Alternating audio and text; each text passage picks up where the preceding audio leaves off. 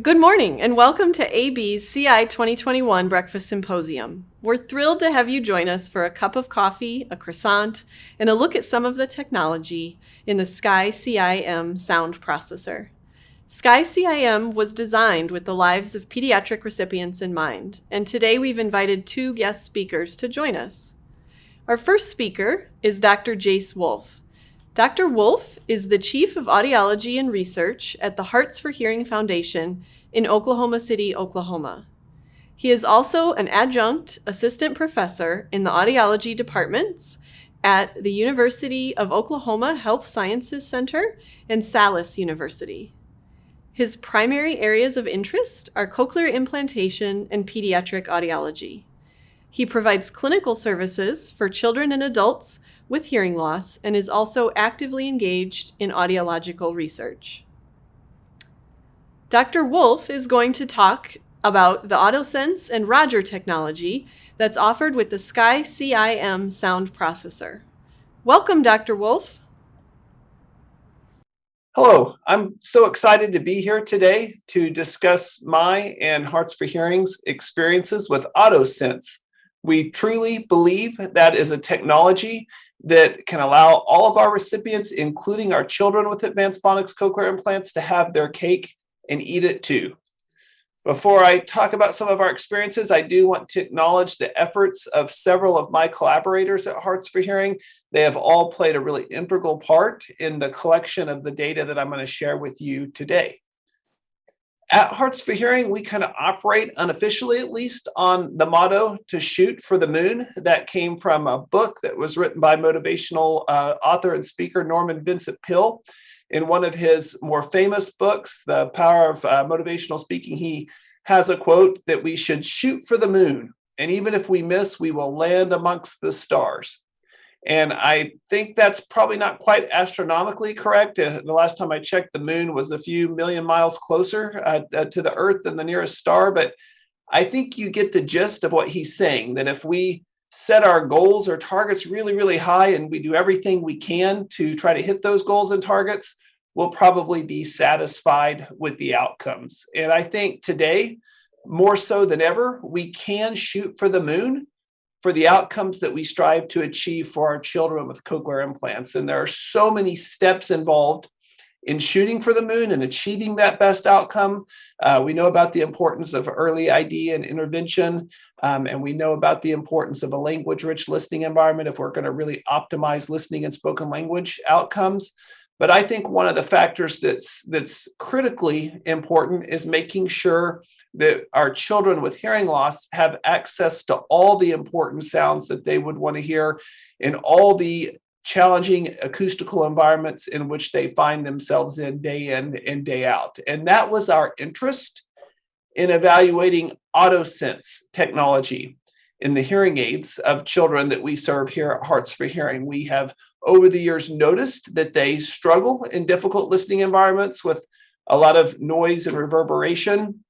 And we felt like that these technologies really had the potential to improve listening experiences and hearing performance in these challenging environments. But there were very little in the way of research studies that evaluated that and proved that. So we set about to evaluate the AutoSense technologies in Phonak hearing aids in some of the children that we serve. And that's what I'm going to share with you today, some of the results of some of the studies that we've done at Hearts for Hearing to look at the potential benefits and limitations of AutoSense for pediatric hearing aid users. So we have a couple of different studies that we've conducted over the last 2 or 3 years that I want to share with you today. The first study that we conducted was with 12 children, school-aged children with moderate to severe hearing loss. They were all experienced hearing aid users. We evaluated their performance in 3 listening conditions: in the default pediatric program, which used the real ear sound microphone mode, which seeks to mimic the natural directivity of the external ear; in the AutoSense program, which has an acoustic scene classifier and monitors the environment and selects the right type of noise management technology that's supposed to try to optimize hearing performance and listening experience for a particular environment. So it'll automatically select an adaptive directional microphone or digital noise reduction for a particular environment.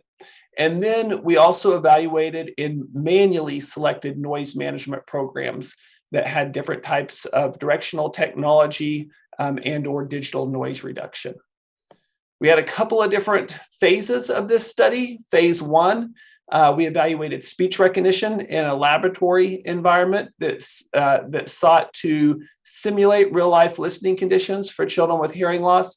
They were all fitted with Phonak Deo V90 hearing aids that were fitted to DSL 5.0 target with real-ear testing. They wore these hearing aids for 2 to 4 weeks just in their day-to-day listening situations. And then during that 2 to 4 week listening period, we had a real world trial in which they journaled their listening experiences as they switched back and forth between the default pediatric program with real-ear sound and minimal noise management technology and AutoSense. And we inquired about the potential benefit and limitations of these technologies in their real world environments. As I mentioned before, especially in the laboratory environment, we evaluated performance with 3 hearing aid programs. The Calm program was the typical pediatric default that had the microphone mode that was set to real-ear sound and very minimal noise reduction. It's a typical kind of historical pediatric program with very minimal noise management technology available in the program. AutoSense, which is the environmental scene classifier, which selects the noise management technology that's designed to optimize hearing performance for a particular situation. And then we tested several different manual programs, a speech and quiet program with minimal noise reduction and real-ear sound, a speech and noise program, which had a first order dual microphone beamformer, and then a speech and loud noise program, which had a third order binaural beamformer, which uses the binaural voice streaming technology that is in Phonak and Advanced Phonics hearing aids and sound processors that allows for the use of stereo zoom, which can provide more proactive or specific directionality to focus on sounds of interest coming from the front. There's also more noise reduction in the speech and loud noise program as well. We evaluated this in real-world listening situations with multiple loudspeakers that were used to present noise. We had classroom noise for the speech and noise and speech and loud noise situations at pretty adverse signal-to-noise ratios. We had car noise that was recorded in real-life traffic noise that was presented from these speakers, and the subjects listened to speech in the presence of this car noise. And then also they listened to speech and quiet. We evaluated across the 3 programs.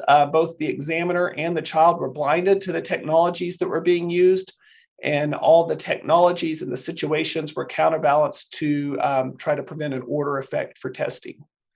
If we look at results, you can see when speech comes from the front and noise comes from other directions, you can see there's pretty considerable improvement, even in these real life listening situations where there's real life reverberation present and real life noise coming from all directions at a pretty unfavorable signal to noise ratio. We see almost 30 percentage points of improvement in the directional mode and the AutoSense mode compared to the default pediatric mode.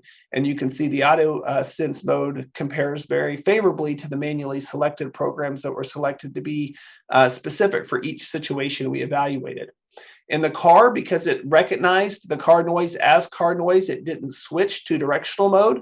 So there's no difference in speech recognition between the directional program and the pediatric default, because it remained in the real-ear sound microphone mode. Excuse me. You see a minimal bump that might be attributed to the noise management technology, the digital noise reduction, and potentially prevention of upward spread of masking. But for the most part, speech recognition appears to be similar in that car condition. And in quiet, there's no difference in speech recognition as well. When we look and compare 2 conditions where the speech comes from the front in the presence of noise or loud noise, and the speech comes from behind, again, what we see is almost 30 percentage points of improvement when speech comes from the front in the AutoSense condition. When speech comes from behind, we do see some directional detriment, but it's on the order of about 10 percentage points. So the directional benefit far outweighs the directional detriment. And that might not be specific to all types of automatic scene classifiers. We've only evaluated this with AutoSense, but there is something that's specific in the way AutoSense responds in these conditions that allows for more directional benefit relative to the directional detriment that we see when speech comes from other directions. We also had the children rate how intelligible speech was when using these different technologies. And one thing that you can see here is, once again, when speech comes from behind, there is some detriment. The children do notice that speech is not quite as intelligible, but when we allow them to face whatever direction they want to face, when we have them do these speech intelligibility ratings, you can see that they typically face toward the signal of interest, toward the direction from which the speech is originating, and they rate the AutoSense program to have the highest intelligibility rating compared to the pediatric default or to the manual program. If we look at their report from the journals that they completed in the real world listening experiences, that phase of the study, anything that has a positive number would indicate a preference for AutoSense over the pediatric default. And you can see for all the situations, for cafeteria, for home, typically we have positive numbers indicating a preference for the AutoSense program. And that's also true for in the car and in restaurants as well. There's typically a preference for the AutoSense program. And in spite of the fact that all the children who entered into this study had not used AutoSense prior to the study, they'd used the pediatric default. By the study's end, not a single child preferred the pediatric default program over AutoSense. So really impressive finding there. We repeated or conducted a follow-up study just 3 years ago, in which we looked at a newer version of AutoSense that was designed more specifically for children. 14 school-age children with moderate to moderately severe hearing loss, all fitted with Phonak Sky V90 hearing aids, once again fitted to DSL targets. This time we had 5 different programs. Each one had a little bit more noise management technology. So you see omnidirectional microphone, just a quiet frequency response, no noise reduction, still omni with a noise frequency response, the DSL noise frequency response and noise reduction on. Then we add in ultra zoom, then we add in real ear sound, and then we add in everything with ultra zoom and noise reduction on and the noise frequency response. And we evaluated it in 3 different microphone modes again. And this last program here is what you would find in the AutoSense technology that is in advanced Bionic sound processors now. So in condition number 5, technology condition number 5 there. We evaluated speech recognition and noise, once again in a real world listening situation with speech coming from in front or behind and noise coming from loudspeakers surrounding the child. And once again, in a simulated classroom environment. And what you'll see here is similar to before, where when we have the AutoSense programs with directional microphones, the adaptive directional active, we see about a 25 percentage point improvement in performance. In real ear sound, we see about a 10 percentage point improvement, not as much as what we see with the AutoSense ultra zoom directionality enabled. When speech comes from behind, once again, we do see some directional detriment for sounds that aren't arriving from the front when we're in AutoSense, but the directional detriment in the AutoSense program is still on the order of about 10 to 15 percentage points, so not as great as the directional benefit that we see when AutoSense is active and the speech comes from the front. As I mentioned, we also evaluated localization from an 8 loudspeaker array. A dog bark was presented from the different loudspeakers, and the children had to point to the loudspeaker from which the dog bark originated. And what we can see, and this might surprise some, but compared to the omnidirectional condition, localization performance was better in the directional mode than it was in omnidirectional mode. And it was best in real ear sound mode. And remember, in AutoSense, if it's quiet, it'll stay in real ear sound mode. So that's what the child's going to be using. If it gets really noisy, then it'll go into directional mode. And you might think, well, gosh, I would have thought it would have been better in omnidirectional mode. Remember, when worn on the head with a behind the ear instrument, omnidirectional mode makes sounds or makes the device most sensitive for sounds that come from the side and behind the listener. And so that probably explains why localization is poor in that situation. We also did a Mushra task where we subjectively evaluated the children's preference for these different technologies. They're blinded again to what they're choosing. We asked them to rank order their favorite from their most favorite to their least favorite across those 5 programs that we evaluated. And this is one of the most surprising findings that I've ever found in any of the research studies that we've conducted. We had them complete this Mushra testing for how comfortable the listening situation was, how well they were able to understand speech, and their overall favorite. And what you could see almost consistently, almost universally, the children ranked the AutoSense Sky program as the best for all listening situations. And that's not only true from when speech comes from the front, but that's also true when speech comes from behind. And you might think, well, why is that the case? Because that's probably reducing their ability to understand speech. But the reason I believe it is because children hate noise. We've seen from Ben Hornsby and Vanderbilt, Aaron Baku's research, that children really experience listening fatigue in noisy situations.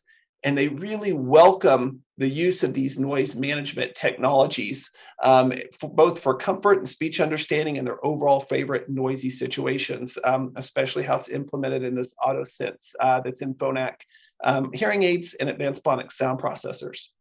If you're still not convinced and you think I'm all wet making this kind of recommendation, I will refer to Harvey Dillon, who's far smarter than I am, and to his textbook and the chapter on pediatric amplification. When he speaks about adaptive directional technologies, he mentions that based on their research at Nell, infants and young children should routinely be fitted with advanced directional microphones. And that's part of the guideline or protocol for fitting hearing aids in children at the Australian Hearing Services for the children with hearing loss who are served by HS in Australia. So there's evidence to back this up, not just our evidence, but from other studies and researchers as well. And so with that said, I thank you for your attention. I do say that great outcomes are probable when we do what it takes. We can shoot for the moon. And a big part of that is using advanced hearing technology for the children we serve so they can hear in the most challenging listening environments where they are. Thank you. Thanks, Dr. Wolf, for those insights. Those of us at AB are excited to bring these technologies to pediatric CI recipients. And that brings us to our first 2 CEU questions. First, Roger Direct requires no additional boots or receivers attached to the Marvel CI sound processor. A, true? B, false?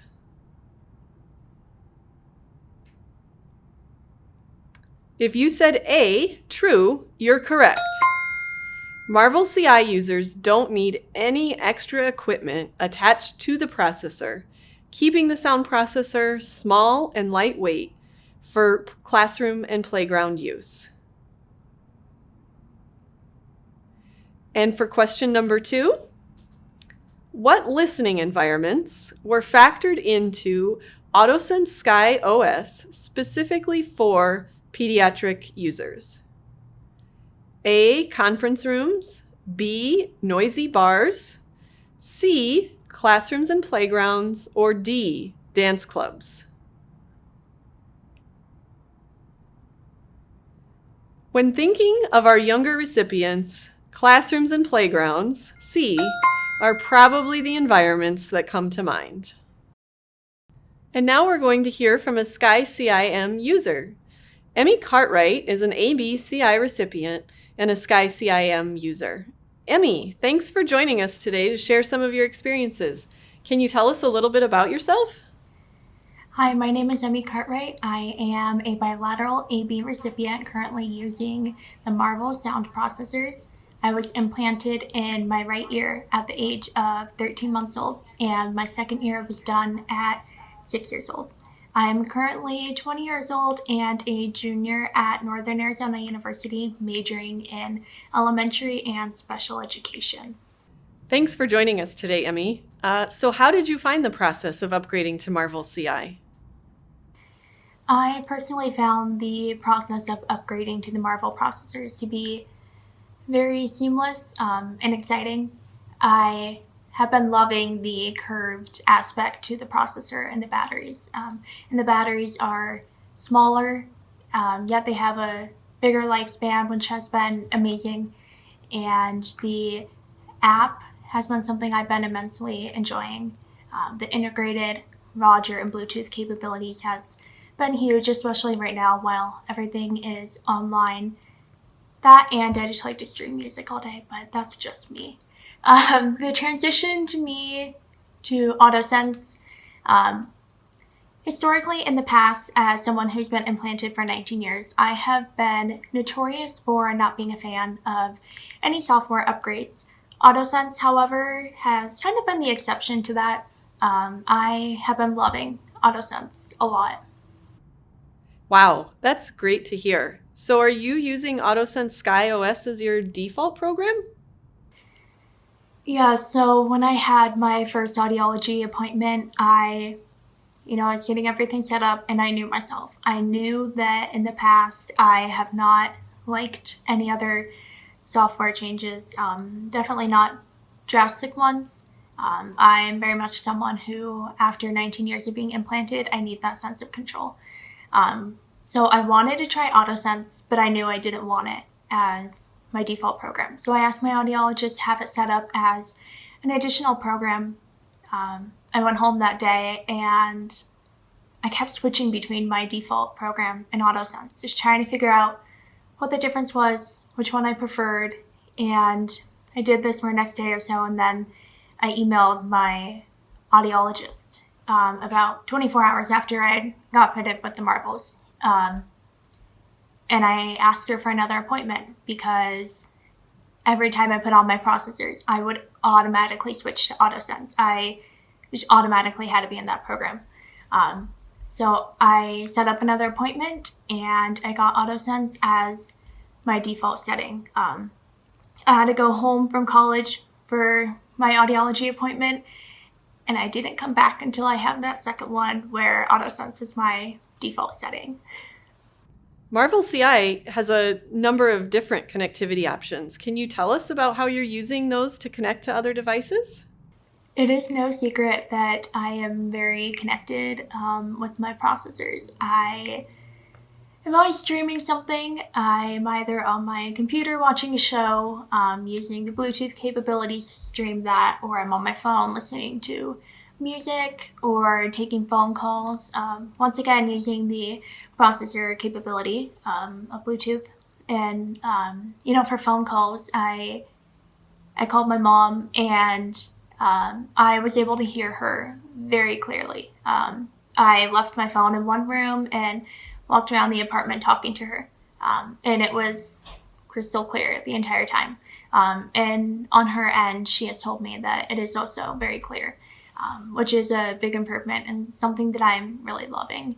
And the same goes for music. The music is very defined and once again just clear. I can hear everything that's going on, all the details in the music, and to be able to do that hands-free has been amazing. And then are you using the AB Remote app too? Yeah, so for the app, I've been loving the app for many reasons. I love being able to see the battery life. I am someone who I have always had my nervous habit is checking my batteries. Before I do a presentation at school, before concerts in high school, whatever it was, I always had to take my ears off and check the battery. Checked it 5 times and then put it back on. Being able to see the battery life on the app is just reassuring. It's just nice to see where you're at too. And I also will change volume as needed. But the biggest use for me out of the app is the mixing ratios for the audio and streaming or whatever it may be. I use this when I'm streaming with the Bluetooth capabilities or largely when I'm in class and using the Roger Select to stream my classes. In my apartment setup, it gets loud. There's I have 3 roommates, and we're in a 4-bed, 2-bath with a living room and a kitchen, and it's still a dorm. It gets loud. It can.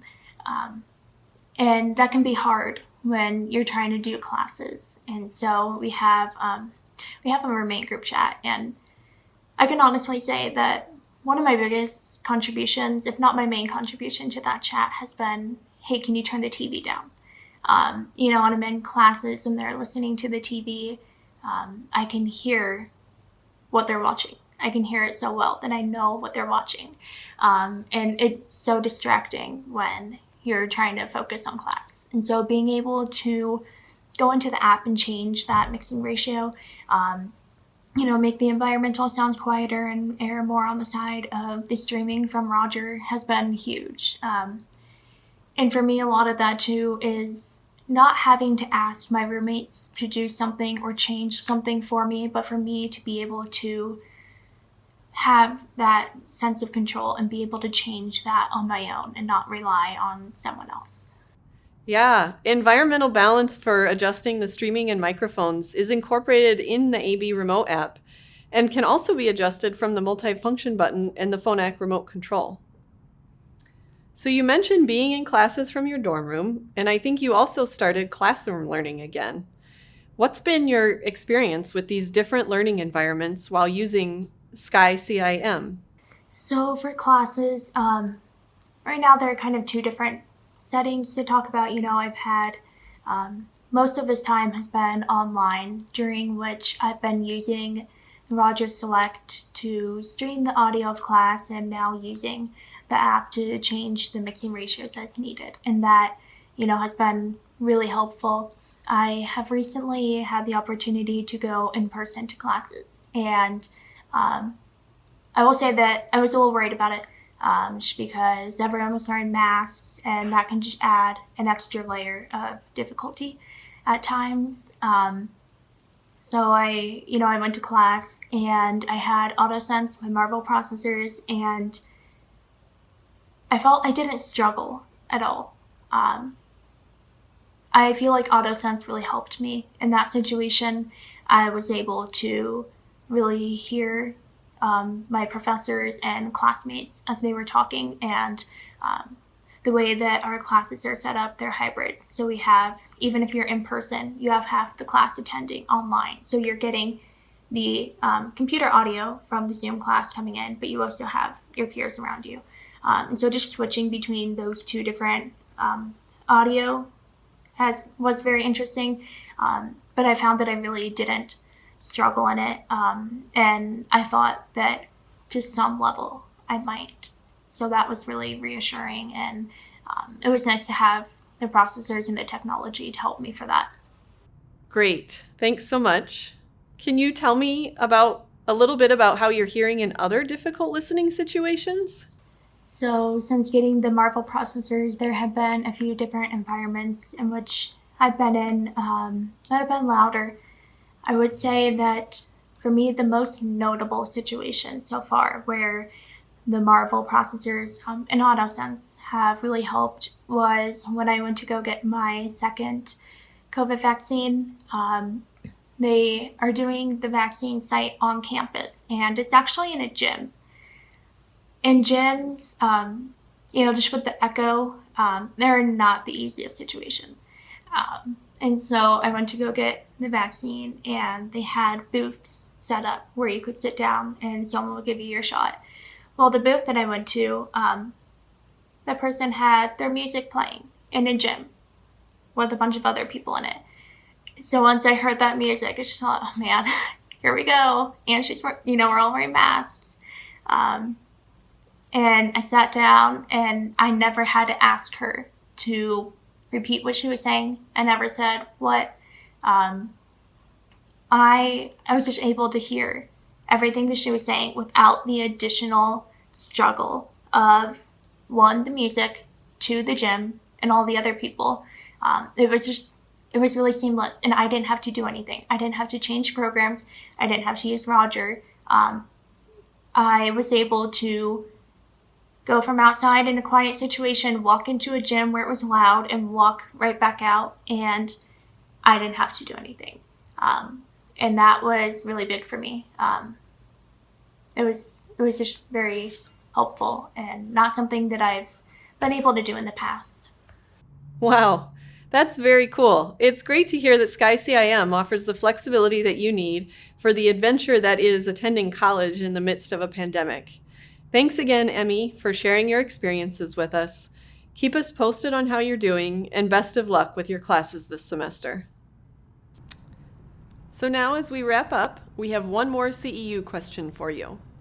Recipients are able to adjust environmental balance while streaming using A, the multifunction button, B, the AB Remote mobile app, C, the Phonak remote control, or D, the multifunction button, the AB Remote mobile app, and the Phonak remote control.